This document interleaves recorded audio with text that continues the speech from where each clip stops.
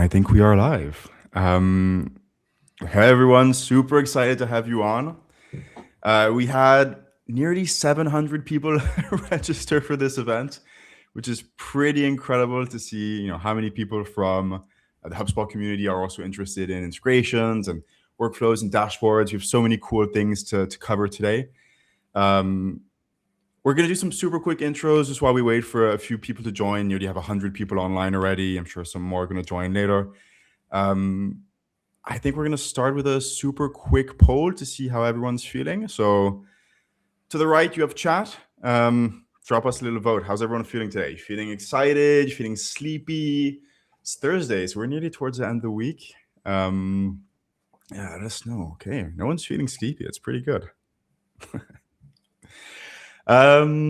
Cool. Listen, we're super excited to have Ryan and Maggie on. So Ryan, some of you were probably here for our last session, like a month and a half ago. No, longer. So super happy to have you on, Ryan. I don't know if you want to say hi to everyone. Yeah. I mean, it was awesome coming on last time. It was one of the best attended webinars I've ever done, and this is also going to be one of the best attended webinars I've ever done. So a little intimidating there, but it's very exciting. I had so much fun last time, and like the chat was popping off, the Q&A was popping off, and I was like, I got to come back for number 2. So thank you for having me. As you said, please drop us messages in chat, say hi, vote in polls. The more you interact, the more fun this event is going to be. We're also super excited to have Maggie here with us. Maggie, thanks so much for taking the time and joining this session with us. Yeah, I don't know if you want to say hi, talk a little bit about what your role at HubSpot is. Yeah, hi everyone. My name is Maggie Philbin. I am a senior product manager here at HubSpot. I'm part of our data platform. I manage our event data infrastructure. If you're like, what is that? You'll find out shortly. And just love chatting all things HubSpot, data modeling, integrations, and how to get more value out of your data. Amazing. So when we last ran this event, we ran this event about marketing events. You're going to hear the word event a lot today, so I hope you're not going to get too confused. Maggie's gonna clear this up a little bit. A few weeks ago, we ran this webinar on marketing events. We showed some super cool dashboards. One is kind of queued up to the right. And yeah, people were so excited. People loved the session so much. We did some live demos that we had to run it back for a second session. So we're back today to talk about app events. Ryan, you want to talk to us a little bit about these LinkedIn posts that drove a couple hundred signups to this session? Yeah, these were fun builds. So last time, like Max mentioned, we were talking about marketing events. That's a native feature inside of HubSpot that tracks your marketing events, your webinars. It can actually do in-person event stuff. Today we're going to be talking about app events, which is a little bit different. And the dashboard below, Max, if you want to scroll down a little bit. That's one of the things we showed off in our last webinar. This is built from a combination of app events and marketing events. The nice thing, we were using data that Contrast, this webinar platform, was pushing into HubSpot. So that combination of things unlocks a lot of different ways that you can build reporting. This time we wanted to focus exclusively on app events because I think it's something that's underutilized, and also they recently updated it so that now it's available in reporting and lists and workflows. So part of this was like, I just wanted to kind of see what they can do. So Luke, the CEO of Contrast, he and I got together and we were like, let's just see like what kind of reports we can build based on the previous webinar. So we started looking at this Sankey chart, or as Max likes to call it, a swanky chart. And we plugged in some app events. So we were looking at all of the people who registered for the previous session. And then you can see how they kind of move through this journey. These are our customer journey reports in HubSpot. And so we had 858 people who registered. You can see both live and replay attendance there. So 328 attended the webinar live, 199 attended or watched the replay. And then we moved on to kind of the attribution side of things. We wanted to understand how many deals did that webinar influence and how much revenue it influenced. So we could see that there were 45 deals that were created. It resulted in almost 4,000 euros of monthly recurring revenue, which is like 60K US in annual recurring revenue. So like massive success on that webinar, but also just like being able to build this kind of chart based on data that an integration is pushing into HubSpot is such a huge value unlock for marketing teams. I feel like marketing teams, I know in the past when I've run webinars, it was really hard to convince leadership to provide budget to do more webinars, to get more people on. If I had been able to do something like this and show the results and show that it's actually driving pipeline, it's driving revenue, I guarantee you I would have had C-suite on a webinar every single week because it can be that successful. You just need to be able to show it. And I think, so first of all, this is from a few weeks ago. So I think there's actually even more revenue attributed to this webinar now. But it's also, okay, now it's easier to justify having a tool that actually integrates, because not only are you not doing this manually, but you're also being able to build all these super cool reports. I'm actually going to very early on just pull this up on screen. So we have already a question from Ian saying, is this based on custom events or custom object data? You're 3 minutes early with your question because Maggie is just about to explain exactly what all of this is, exactly how it works. So yeah, maybe to just give you the TLDR is neither. So to give you a little bit of foreshadowing on what we're going to talk about today, Maggie's going to take it over. It's going to talk to us about app events. We're going to look at some examples, some updates, some really cool things you can do. We'll super quickly take a look at app events as Contrast shows you to give you a little bit of a more, down to earth, super pragmatic example. And then we'll finish it off with some use cases, some list building, workflows, and then we'll even do some live demos. So make sure you stay until the end. We have some really, really cool stuff coming. And yeah, drop us all your questions in chat. We will try to answer them either, as they come through, if super relevant to what we're talking about right now, or we'll keep them for later and we'll do a Q&A towards the end. Maggie, I think it's time. All right, let's get into it. Yeah, so I think it's the drinking, finally time to explain app events. Let's go. Right, the drinking game of drink every time you hear the word event, like I caution against that. That's I can't. It's going to be a lot. And a big part of the reason why, if we want to like zoom in on that top block there, is that there's actually a couple of different definitions of the word in marketing technology. And they often have a little bit of overlap too, which sort of adds to the confusion, right? So there's the definition of the word event that means something that someone attends, right? So that's some planned public occasion, like a webinar, like a conference, like a trade show. And it is a marketing term for an event, for something someone goes to, right? I would say that's probably when I'm talking to folks where people's brains go first. There's a second definition of the word event in market, and that is just a kind of data. So an event is also a word that represents just a moment in time, a thing that happened. Think like a page view, an ad click. And these two different definitions sort of live inside HubSpot together, which sort of makes it a little bit more confusing, but we're going to break it all down for you. So if we go to the next slide, what is event data, right? If we're not talking about events as in, conferences or webinars necessarily, what are we talking about? So events provide your object's context. That's really the simplest way to say it. An object is a piece of information that's designed to represent a process or a relationship.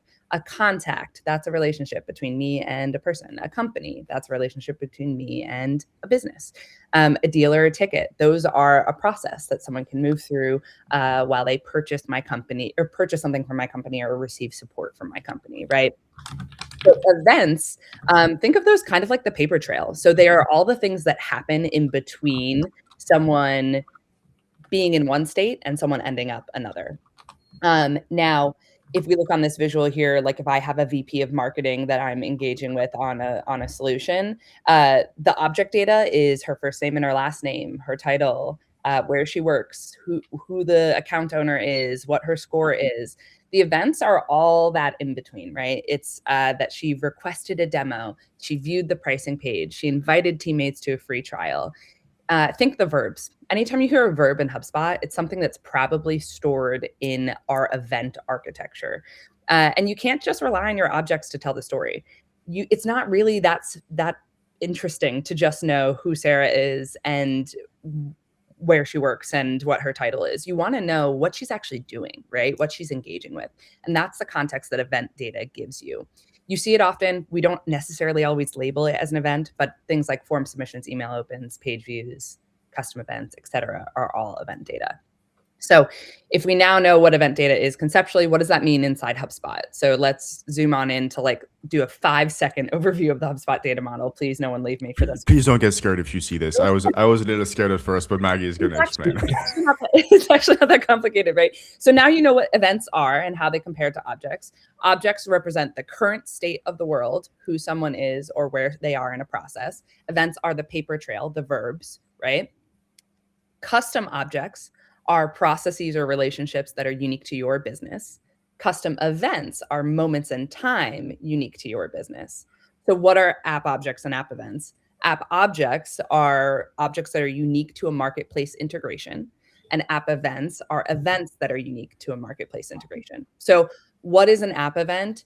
It is a moment in time that is specific to an integration that you install into HubSpot. The odd one out that I'll just explain, how does this differ from marketing events? Marketing events is an object. That's the worst, we know. It's an object that is designed, it was an object that is purpose-built to manage the process of in-person or virtual things that people attend, right? So that's what the marketing events object is and how it differs. You can have events that link to objects, right? So there's actually some event data on the marketing events object. Okay. But the marketing events themselves are an object versus app events are an event. They are a moment in time, right? Okay. So what are app events a little bit more specifically, if we want to zoom on over to the next? Yeah. So again, they're just a thing that happens in an integration that you have installed.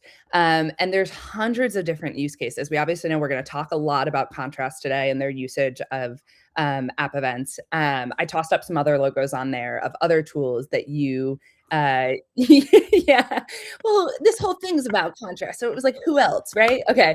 So tools like MailChimp, Hotjar, Aircall, Zoom, Vidyard, Arrows, PandaDoc, DocuSign, LinkedIn. I can almost guarantee if you go and look in your HubSpot instance, you'll have an app installed already that uses app events. It's almost 500 different apps in the marketplace use them.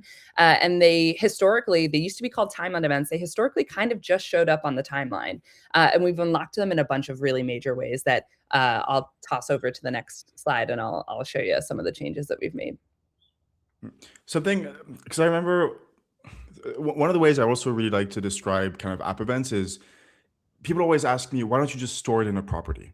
I'm like, yeah, but the problem with properties is history gets lost, right? You have like a new contract, a new DocuSign, a new Arrows onboarding, a new Aircall meeting, and like all of that, if you just update a property, I mean, you can find the history, and we all know that there's like the property values history and stuff like that, but you can't really access it.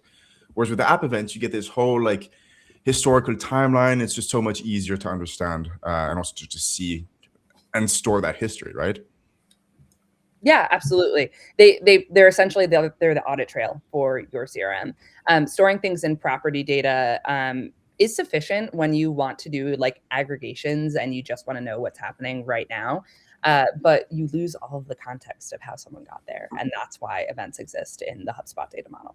The way I love to describe this, because I run into this a lot with attribution data, is properties are really good for showing what happened first or what happened most recently. So like in the case of a webinar, you could have a property on the contact record that shows like most recently attended webinar. But if you want to understand like what is every single point in the journey, what I want to see, like all of the webinars they attended and when they attended them, that's where something like App Events comes in handy. Yes, absolutely. And that just became a lot easier with some of the updates that we made. So these used to be called timeline events, and those have been around for a really, really long time. Any HubSpot OG probably had interacted with them in some capacity. We renamed them App Events because they used to just be on the timeline, and that's useful, but it's not that useful, right? And we just made a bunch of changes to make them sort of like more of a first-class data model citizen within HubSpot. And they deserve it. Yeah, they do. They definitely do. That unlocks a bunch of the use cases that we're going to talk about today that were previously not possible. So if we zoom on over to the next, what's changed? If you haven't looked at one of those integrations that's sending timeline events, now App Events in a while, what can you expect? We have a new management experience. That is it used to be, in order to see an app event, you had to be looking at an individual record. You could click on Ryan Gunn and you could see, you go to the activities tab and then filter down to an integration. You could see all of the different interactions one by one, but there was no way to zoom out and say, what does my webinar attendance look like? Big picture, right? We've added a management experience just for those app events. It's actually in the same place that you see and manage your custom events, if you're familiar with that. You can view spikes and dips in activity. You can view the metadata that event is sending, and you can view, most importantly, a bird's eye view of who has done that event. We also added them to a bunch of new tools. So app events are available in 3 new tools entirely, and then deeper support in a set of tools that they were in a little bit before. So timeline events, some of them were accessible in lists and in workflows and in scoring historically, but not all of them. So with this change that we made at last inbound, all of your integration events are available in all 3 of those tools.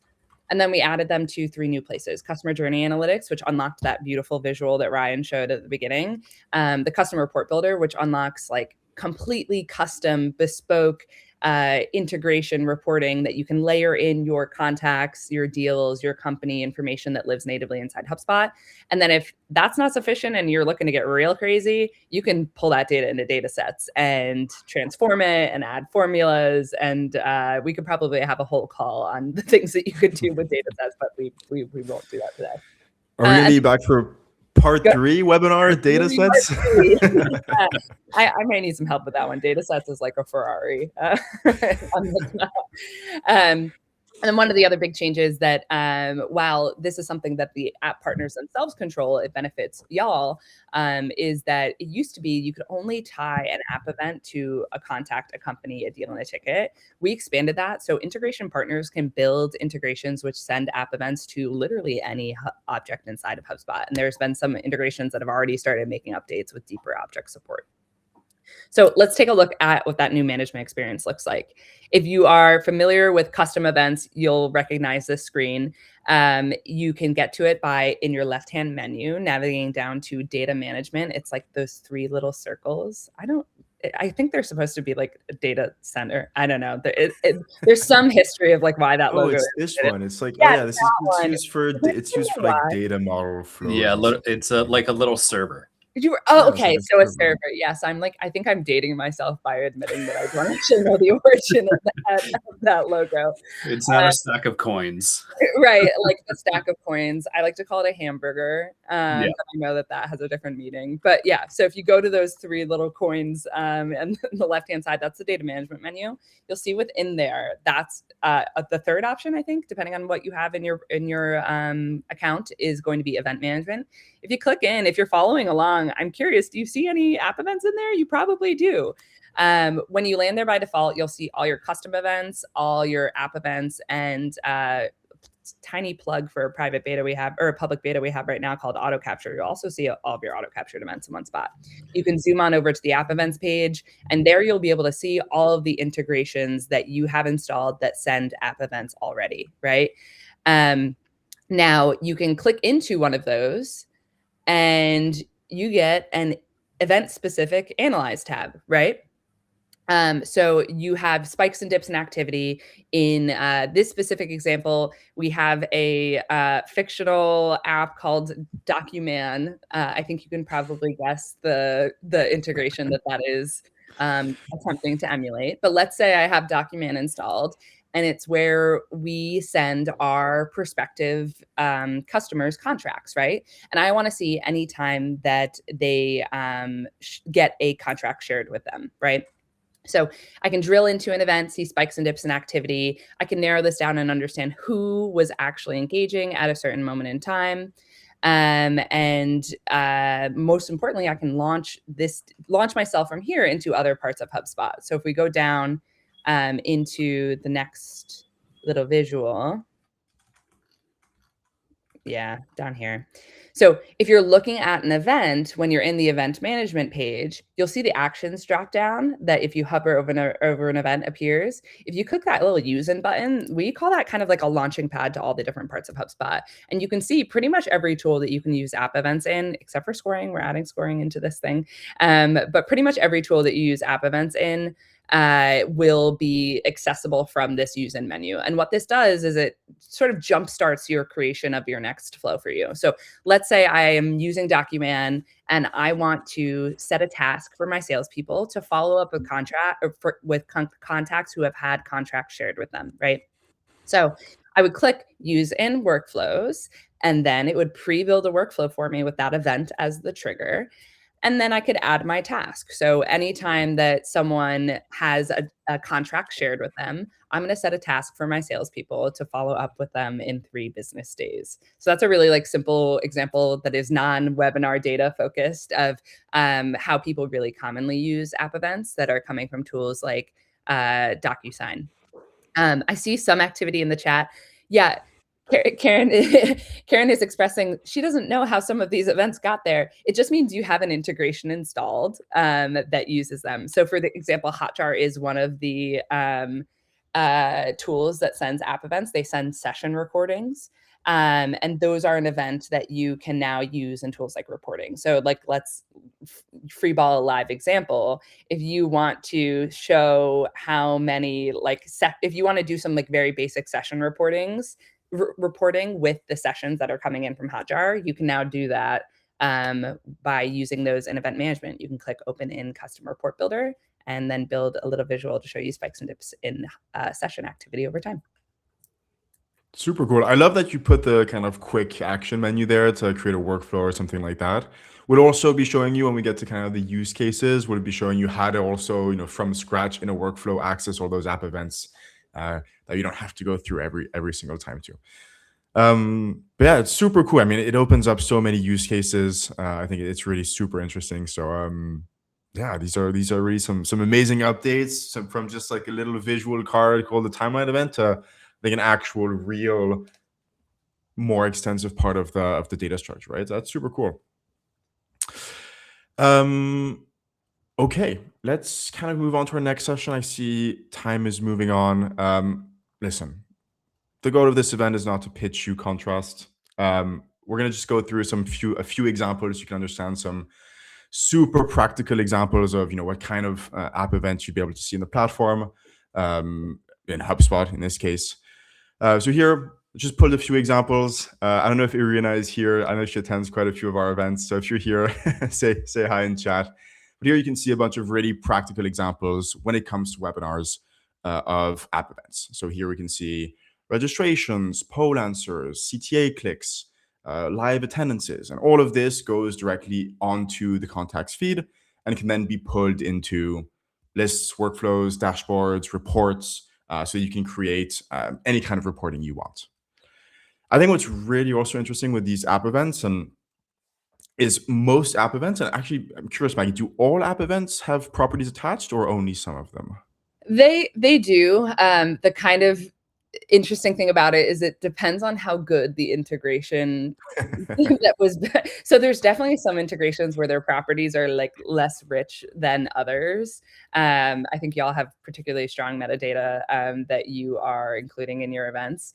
But yeah, they all do, but how in depth is that metadata kind of depends on if the company building the integration really Of like course. spent some calories on it, you know? Okay, so yeah, maybe just give some examples. So here for the live attendance, we're gonna have, okay, what was the percentage of the attendance? What was the name of the event? The link to the attendance? If it's polls, what was the question? What was the answer? Same thing during what event? All of this is gonna allow you to make, extra filtering when creating lists or when creating segments. I'm gonna call it lists. I know it's called segments now, but you're gonna have to bear with me while I call it lists. Use it in reports, use it in dashboards and all of that. And yeah, these properties can all be accessed here. If I want to create a list of live viewers where the link contained ROI and people that attended more than 50% that answered, this poll with this answer, I can super easily use that to trigger a workflow, build a list. But I think I'll let Ryan maybe cover some of those more specific examples. If we do have any contrast users here, we actually released, Luke, this morning, a new timeline event for did not attend. A lot of people were asking us, okay, it's great to trigger when people attend an event. Today, it went live this morning. A lot of people asked us, it's great to be able to trigger a workflow when someone attends an event, but I need to also know when they didn't, so I can put them in a nurturing flow, so I can send to the sales team, so I can kind of, as Maggie said earlier, create a task for in 2 days to follow up and learn more about that. So we released that today. If any of you are current or future contrast users, you'll have for all of your registrants, your webinars, if they attended and how long, or if they didn't, so you can also use that in all of your reporting. I think we're now at the point where, so let me just say one more thing. If you are HubSpot users and you do run webinars, please check out Contrast. Obviously we're a little bit biased, but we think we're the best platform for webinars and HubSpot users. So just go check out Contrast, and you'll be able to use all of these really cool use cases in your HubSpot, in your workflows, and in your reports. I think we've now gotten to the point that most people are waiting for, which is the super practical use cases. Demo time. Demo time, exactly. Luke, do you have a little demo time animation we can pop on screen? Last time we were here with Ryan, we did a bunch of really cool use cases. We love giving super pragmatic examples. So Ryan, if you don't know, Mr. Obsessed, so make sure you go and check out his newsletter. I'm sure he's gonna maybe repurpose these to create some extra editions of his newsletter or LinkedIn content. So go subscribe to that. He gives a bunch of really cool HubSpot tips like this, but also maybe even just broader use cases too. So make sure you go and subscribe to Ryan's newsletter. Okay, yeah, Ryan, I'll let you take it from here. To just kind of throw my endorsement behind Contrast. One of the things we're doing at the newsletter is I actually just announced today that we're doing a boot camp, and I will be using Contrast for the entire boot camp. This is not just a webinar appearance. I've become like good friends and partners with these guys, and I did that because it is my favorite webinar platform. So great job building it. All right, should we? Can we switch over to my screen share? We can. You know how to use it. You go for it. Oh yeah, that's right. There we go. I can do it myself. Okay, cool.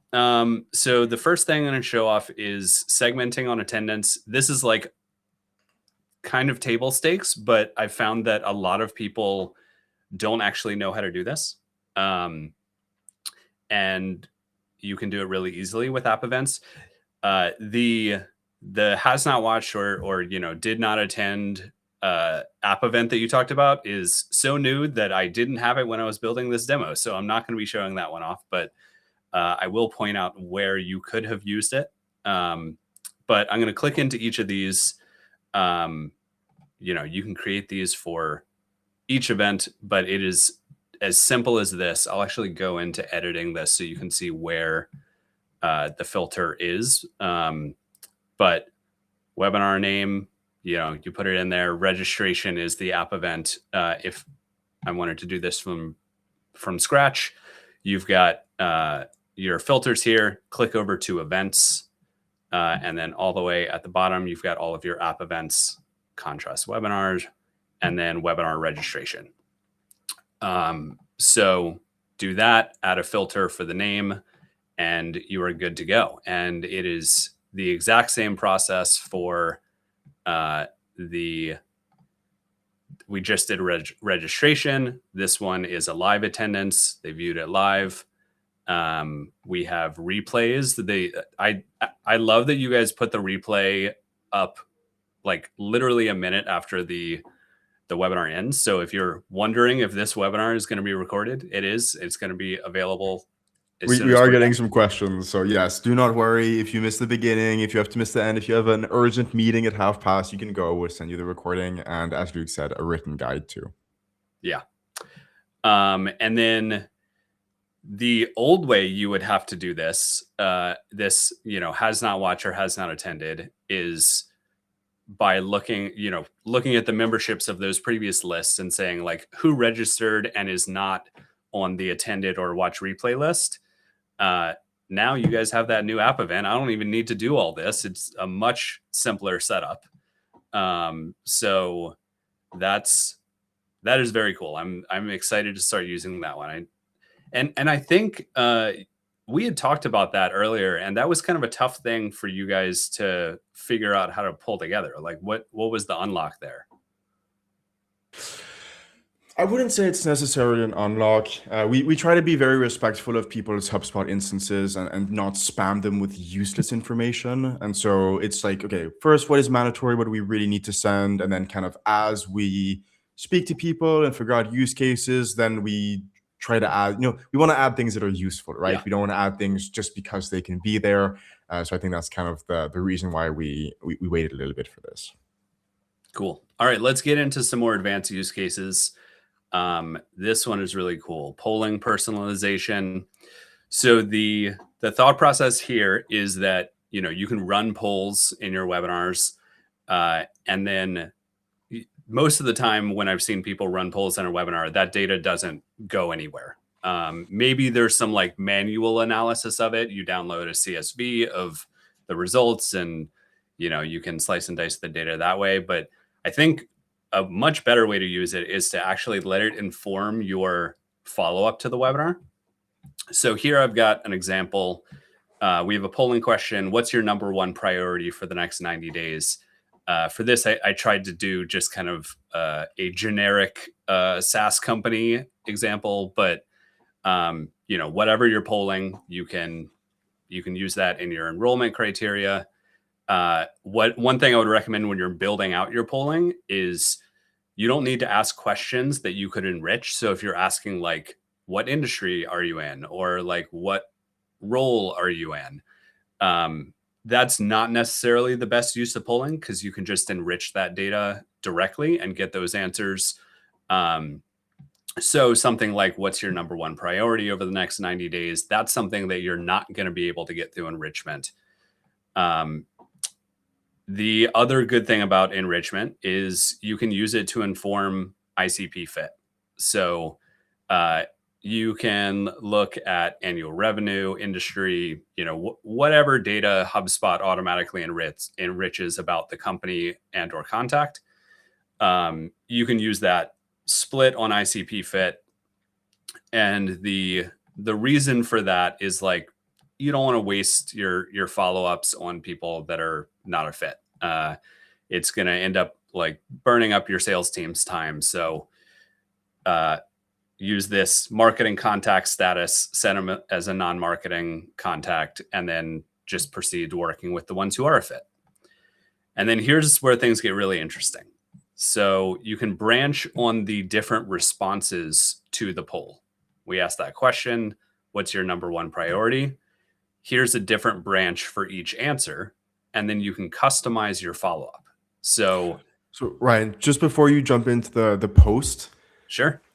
for me, Maggie, this is one of the coolest things of app events in workflows is being able to trigger on an app event and then pull any of those custom properties further on in the workflow. We have some more use cases later where we're going to talk about like creating Slack messages and stuff like that. But being able to say, okay, this event triggered this poll, and now I want to use context from that event to create further automation. Like that's so cool. And this is one of those like really key details that answers the question of why can't I just chuck a bunch of stuff in custom properties? Yes. Because when you use an That's true. event, the event itself has properties. So if you have to flatten all of those into one or two object properties on your contact, you lose the opportunity to have all of this really rich context about the thing that happened that integrating with events lets you do. So I'm definitely biased because it's the system that I love. I love this. We'll show some more examples later on, but yeah, sorry to interrupt, Ryan. I just had to jump in here. Yeah, of course. Yeah, and if you were trying, like, you could theoretically push a polling answer to a contact property, but then you only get to ask one question, and then it's like whatever is the most recent answer goes in the property. With this, you could ask a bunch of polling questions over the course of the webinar and use different ones to inform different things. But in this case, we are just going to branch simply on the answer to that polling question. So say someone says reducing operational costs is their number one priority over the next 90 days. We go down here to this branch, and I've got a data agent AI action here. These do use Breeze credits, but what I will say is that if you are paying for HubSpot, you have Breeze credits. They are included with your plan. There's different amounts included with different plans, but you have some for sure. So you can leverage this. And this is going to create it's basically going to finish this sentence. We would love to show you how ... And then we are going to personalize it. We're going to look at that company, look at the company's website, and then personalize the end of that sentence based on this information and that goal of reducing operational costs. So you ask the question, you understand what their goal is, you are researching information about their company, and then HubSpot has, the knowledge base. There are different settings you can configure so it knows about your company and your products. And it's going to personalize a response here that says, this is how our company and our products specifically could address your number one goal and your specific, company details. So the data agent is going to write that sentence. It's just a single sentence. And then we are going to pop that into a property here called email personalization. I actually learned you don't even need to do this. You can create like a dynamic token in an email. But I learned that after I created this, so we're going to use it. But yeah, here at the bottom, you can add custom tokens to an email. So you could do it that way.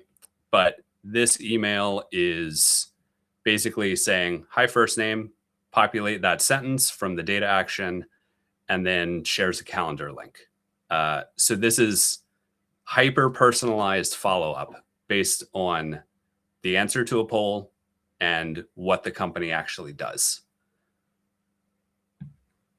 That's super cool. Because that's saving having to go through like a manual a Google sheet or like Excel of, okay, who answered what are they doing like this. If you think about the time save, it's pretty ridiculous, honestly.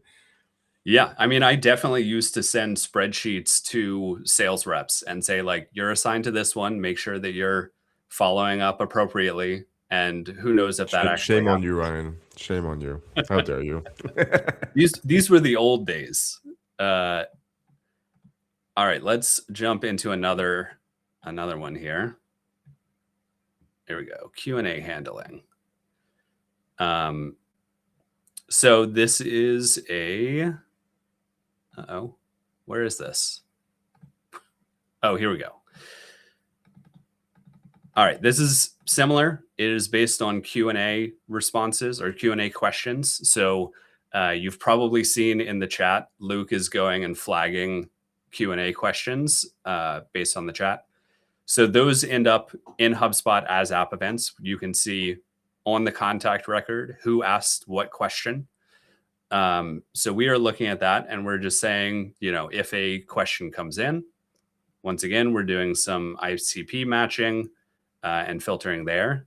And then another data agent action that is saying, based on what you know about our company and products, provide a 2-sentence informed answer to the following question that was asked during this webinar. So we are pulling in the question that was asked. Then we are going to rotate it to different members of our sales team and shoot them a notification that says, hey, in today's webinar, name of the webinar, this person asked this question. Please follow up with them. We'll provide the email address there. And then, by the way, here's an AI prepared answer. Please fact check it and edit it before sending your response.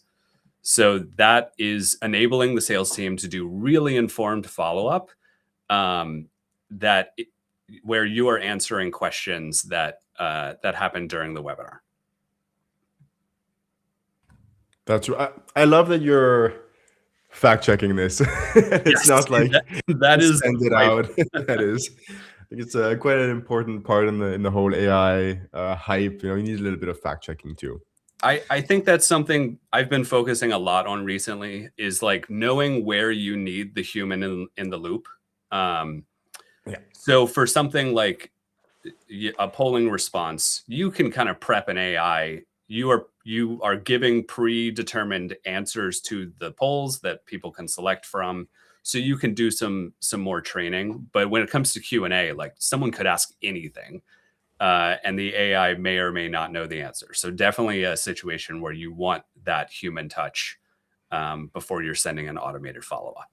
And how good the answer is really kind of depends on how much data you make available to it, right? So if you were to not have like the granular response data and you just told it to take a guess, you're probably not going to get the best outreach. But using the actual metadata from the responses themselves is going to make it much better.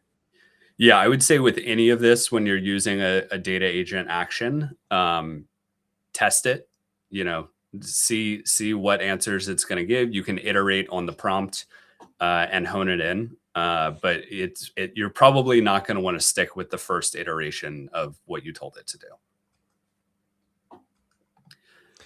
Okay, Ryan, let's do the live demo one here. So, yes. Okay, I cannot promise that this is going to work. So this is going to be pretty fun. We're going to kind of test this out live, okay? We're going to build a workflow together. We're going to do it right now. The goal of this workflow is we're going to ask you a poll, and then we're going to send all those poll results directly to Slack. And I'll show you the Slack channel. If you can please vote on the poll when I turn the poll on, that way we'll see a bunch of Slack channels, a bunch of messages go into Slack. So here I have a bit of a mixed up screen with the workflow builder and Slack. So let's super quickly, I'm going to go into custom events, app events, poll votes. I want the poll question to be, want to receive the written guide on this webinar. Perfect. Let's start this. And then what we're going to do is we're going to send a Slack notification. And don't worry, I will not share your emails with everyone. So we're just going to use people's first names. We're going to send this to it's called follow up. So the channel is webinar follow up, and we're going to do the first name of the contact answered. And then here in the data, I can pull from the trigger and event data. This is what we were talking about earlier. I can pull the information from the poll vote. So I can say first name answered poll answer to poll question. And then if I review and turn this on, hopefully now let's run the poll. Oh, I really hope this works. I hope it does too. This is so cool. Okay, For sure. I think Luke, you turned it off. Okay, we ran the poll. Maybe we should have started a little bit earlier, but oh, look at this! Oh, this is so cool. That is so cool. Oh, I love this. So many of you are. You know what? Honestly, whether you want to or not, this was very nice that you all at least answered the poll. This is so cool. Okay, look at this. So we have Mary and Catherine, Tim, Florent, Charlie, Nina. This was a very, very simple use case. You can imagine that now we can take this and we can build out the workflow. We can say, oh, if across any of my events, someone answers, yes, I want a demo for a specific use case, it sets them as a marketing contact. It shares a Slack channel to the sales, shares a Slack message to the sales team so they can reach out. There's so many really, really cool use cases. And as you can see, this is real time. Yeah. Another one we were hesitating was, what we could do a CTA click, like, hey, click here. And as soon as we all know that time to lead is like one of the most important factors, right, for conversion. So if you can get to those people like ASAP, trigger on a CTA click, rotate the contact owner, send that to the sales team. This is all super cool. Oh, I'm so happy that it worked. I'm getting stressed out here. The really cool thing about event data is that real-time component. There's been, tons of like MarTech studies over the course of years that the closer your outreach is to the moment of interest where they're doing the thing, the more successful you're likely to be. And that's what event data unlocks for you. It's that real-time execution within your CRM. Hey. Someone is bad mouthing me. Sorry, Maggie, but Susanna, that is not true. I have to right the wrong here. It says answered, sign me up to want to. So it actually it pulls in the answer, the poll answer, and then the poll question. You see, it doesn't just say answered. So you can pull those properties. You're good, Susanna. I'm sorry. I just wanted to make a point out of it. But yeah, that's super cool. You can put all those properties. I think we have one more use case and we have a bunch of questions. So maybe Ryan, you want to speed through the swanky chart? Yeah. We talked about this at the beginning. I kind of front loaded this demo. So we don't have a ton else to cover on it, but let's see. I think you actually have to open it up. I have to share. Yeah, I'll share. Yeah. Okay, what am I doing? I've lost control of my keyboard. Yeah, there we go. Awesome. So this is the Sankey chart that we showed at the beginning. Max, if you just want to like hover over the live and replay, we should be able to see more details about those events.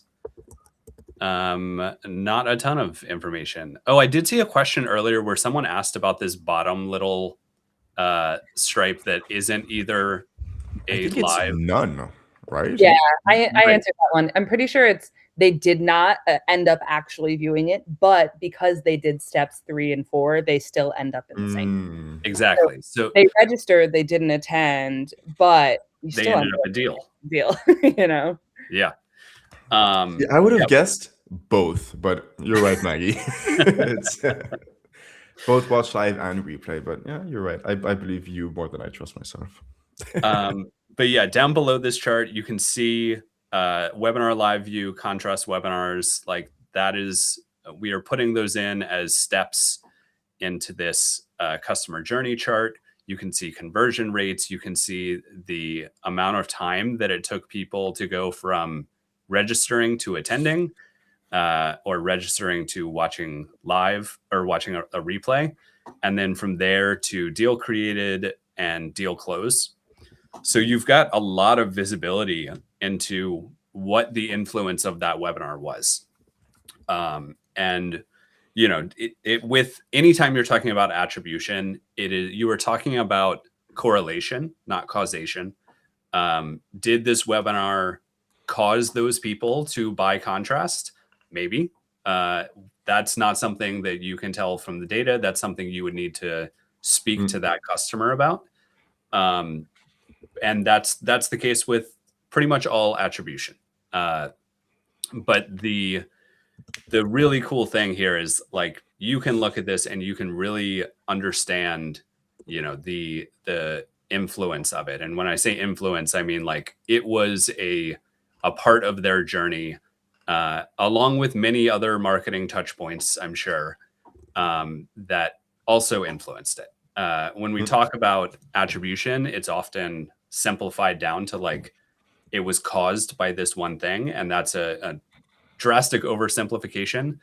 But with stuff like this, we can see, at the very least, we can see like this had a major impact on the audience that attended.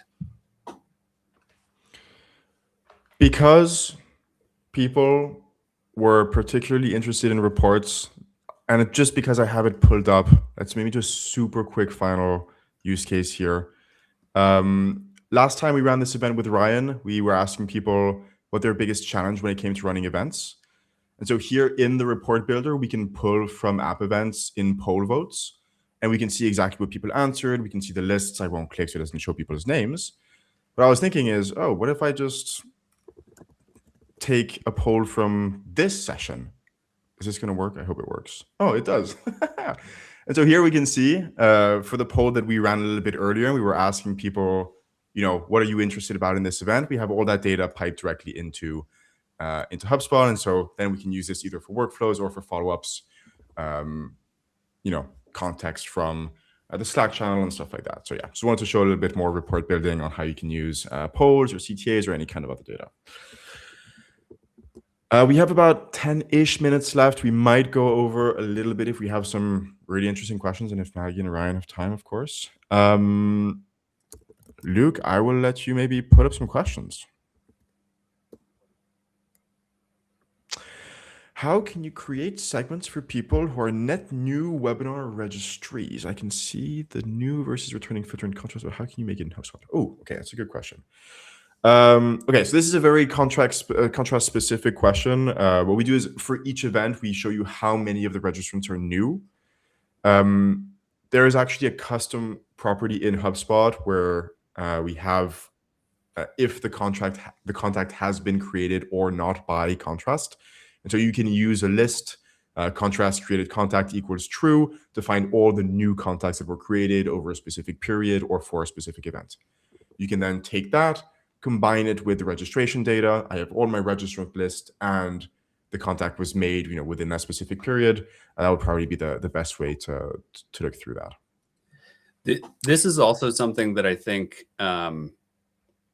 this is actually an area where a property may be really valuable. If you can store, from an app event, you store the first webinar attended and the first webinar attended date, then you are able to create a report or a list based on what's the first webinar they attended. Was it this one? Then it's a new one. I'm so dumb. That is such a better answer, Ryan. We have a first webinar property. So you can literally just use the name of the original video property. I'm sorry. That was a very bad answer, Harvey. There's a couple of different ways to do. Another option is in segmentation, having it be attended this specific event and did not attend an event before the date. So there's a couple of different ways to slice that kind of question. But yeah, the cleanest is probably, if that's a metric that you consistently want to segment on, is when they're doing their first webinar. Probably the simplest way to do that is in the property, like Ryan said. We actually have been discussing adding to our app events even more metadata. And so we could add, this is their first registration into the app event too. That would also be another way we could do it. There's really a lot of really cool things you can do. Can you use these for lead scoring as well? I don't know if maybe Maggie, you want to take this? Yeah. Lead scores and health scores, by the way, if you use health scores too. Can you explain the difference? I didn't know about health scores. Yeah, health scores is more customer success focused. So it's more about the health of the overall company versus, how likely are they to buy. But the user interface is very similar across both. The other thing I'll say on this is that if you go back to the previous webinar that Max and I did together, we actually showed off how to use app events and marketing events in lead scoring. So we have covered that. You can go watch the replay. If we keep doing questions, I'll pull up a lead score and show you in a couple of minutes. Maybe we can move on, and then while we do that, I'll look for a lead score and show a real example. Can contrast bring in more information to HubSpot? With Zoom, we can only bring in first name, last name, and email. When he's registered for webinar, we'd like to convey more information at the time of registration. Okay, so our goal is to be as flexible as possible, let you do everything in HubSpot or let you do everything in contrast, and for everything to be connected. There's a bunch of ways to do this. The easiest and usually the way that I recommend to HubSpot users, use a HubSpot form. That way you can have it on your website, you can have it in your whole ecosystem, you can do cookie tracking, all that goes into your attribution flow, and then using a workflow, just send over registrants. If you don't want to do that, if you don't have the resources and you want to use our forms, you can literally just one-to-one sync a contrast registration form field to a HubSpot field, and they'll just sync back natively. So yeah, that's super, super easy. Yeah, reach out on LinkedIn or even live chat in the product if you have any questions, and we'll help you get that set up. Does HubSpot have a way to best guess attribution on webinars or anything else? Would be cool if we could highlight what events are the most important. Ooh, maybe Ryan, you want to take this? It has attribution in it, so I think Ryan has to take this one. Yeah, I know this one. So customer journey analytics, the feature behind those Sankey charts, they recently added some new steps you can add to those reports where it will tell you either, the next action or the action before one that you define. It'll show you these are the top 3, page views that happen after a webinar, or something along those lines, where you are basically saying, I know this step in the journey and I want to understand what happens before or after. And you can put some filters around it, like I want to understand, after this happens, what are the top forms that are filled out, or what are the top pages that are viewed, or CTAs that are clicked. And it will tell you a top 3, which is really handy if you're trying to understand what the customer journey is and not just map one that you already understand. They're called paths, is my ad. Pathfinder is sometimes how we call it. But the cool thing about that is you can do what's most likely to happen after. You can also do what's most likely to happen before, which is pretty neat.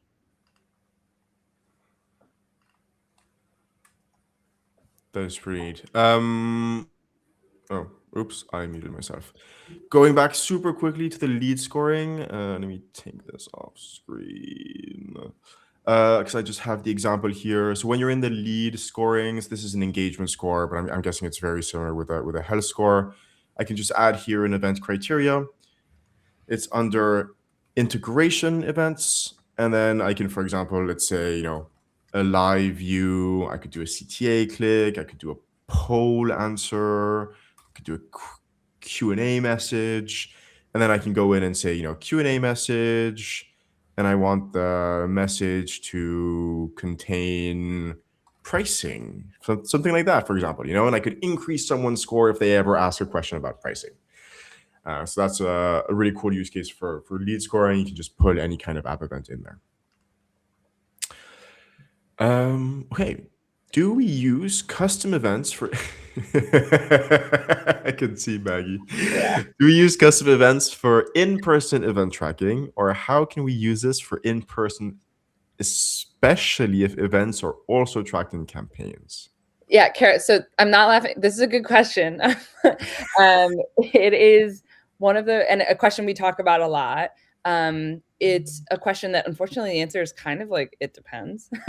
I could probably spend 20, yeah, there's another very similar one in there. I could probably spend 25 minutes talking about data modeling and what the ramifications are of modeling it one way versus the other.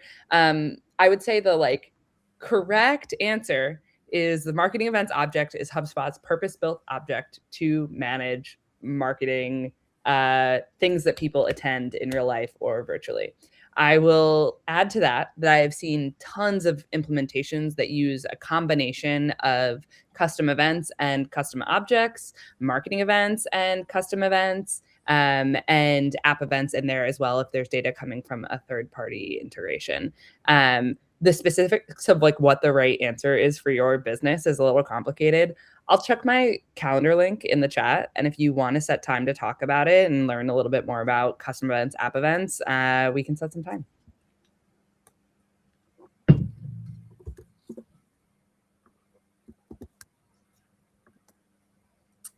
Max, I think you're muted. I am muted. I'm now realized that I forgot something. Luke, can you just take this off stage? I know people are going to start leaving, so just before you go, thanks so much for hopping on. We're going to stay a few more minutes to do questions if you want to stay. If you are interested in attribution, please go and check out Ryan's event. I'm going to pop a little button on screen. Click here, go and register for Ryan's event. That way you can sign up and get a little bit of a preview of his course. I don't know if you want to add anything here, Ryan, before I hope you're going to start jumping off soon because we're pretty much on time.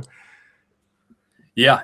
So yeah, we are doing a, if anybody's familiar with the course that I did previously, we are bringing this into a live environment. We're going to be doing it using Contrast. And M. Wingrove, who is the CMO at Aptitude 8, she and I are going to do it together. You can get your attribution questions answered. We're going to basically set this up so that we're going to take you from like, if you know nothing about attribution all the way to like launching a multi-touch model. And we have a whole framework for how to manage an attribution implementation so that it's not just something you build, it's something that sticks and becomes a process in your GTM systems. Amazing. And yeah, and if you are interested in learning more about Contrast, app events, how we integrate, oops, this is the wrong CTA. Learn how to turn this webinar into reality. I love the CTA. Click here, book a call with us. We're super happy to talk about your use case, talk about how you run your events, how you do your reporting, how you build all of your follow-ups, how you do your lead scoring, as well as having a super strong integration. I think we also have a ton of expertise. So yeah, feel free to book some time in, and we'd be happy to chat. And yeah, we'd love to have you on for a demo. I'll leave this on screen. Maybe we can keep doing some questions while people leave. If you want to stay, stay. You're welcome to stay. If you want to leave, if you have to leave, you're also welcome to go. Ryan, if I upgrade to join the course, can I bring guests, 2 people from my team? Yeah, I would say message me on LinkedIn. Anybody who has that question, message me on LinkedIn. I'm happy to talk more about the course. I'm open to like discussing different, pricing structures. If the upgraded subscription is too expensive for you, like whatever it is, I'll make it work for you. So hit me up on LinkedIn, and look forward to chatting more. Amazing. Okay, I think we have a few more questions. How can I tell if an app event doesn't have app event options? I see 149 apps. Yeah, so the easiest way is, I'm not sure. I'm assuming you're seeing 149 apps in your like integration settings page. If you go to that data management menu, left-hand side, the 3 coins, the server, whatever it is, click that event management. There's a tab at the top called app events, and then you'll be able to see which of those integrations send apps or send app events. Okay. How are you correlating to deal data? So yeah, Maggie, take it, please. Yes, associations. Associations is how that. I don't know, Brian, if you feel like there needs to be a more detailed answer from that. But basically, if the contact does the event, the deal that the contact is tied to is done via associations. Yeah. Yeah, app events are tied to contacts. Contacts are tied to deals. They all linky link, and then that turns into app events to revenue. Complicated like association logic, like with tons of different association labels. You can also do filtering in any of the reports to filter out or filter down to a specific association. Super cool. I think that was our last question. We're a little bit over time. Thanks so much. We still have like over 50 people here. So yeah, we will be sending you the guide if you ask for it. We'd love to have another session on maybe on data models. We have some really cool things we could do on that. Thank you so much, Ryan, for hopping on again. Maggie, really appreciate you hopping on and finally explaining what app events are and how we can use them. I had a great time. I learned a lot. I hope all of you did too. And yeah, if you're serious about running webinars and using HubSpot, book a call, and I would love to kind of learn more about that. Yeah. Any closing words, or are we good? This was awesome. Yeah, thank you so much, Max. Like truly one of the most dynamic webinars I've ever been on. The live demos, the polling stuff. This was awesome. Really cool. Yeah. It's stressful, but it's exciting. It's like you don't really know if it's gonna work or not. After this, the live demo had me like on the edge of my seat. Me too. I was nervous. I was super stressed, and because you don't know, maybe it's gonna take like 10 seconds for the app event to get there, 30 seconds, a minute, like even 2 minutes would be super reasonable for the app event to get there, right? But then do we just sit there in silence for 2 minutes hoping that things start flowing into Slack? Baby, that's yeah. But yeah, thanks so much again, everyone, for joining. We had a great time. Have a great afternoon, evening, night, and yeah, it's a wrap. See you, everyone. Take care.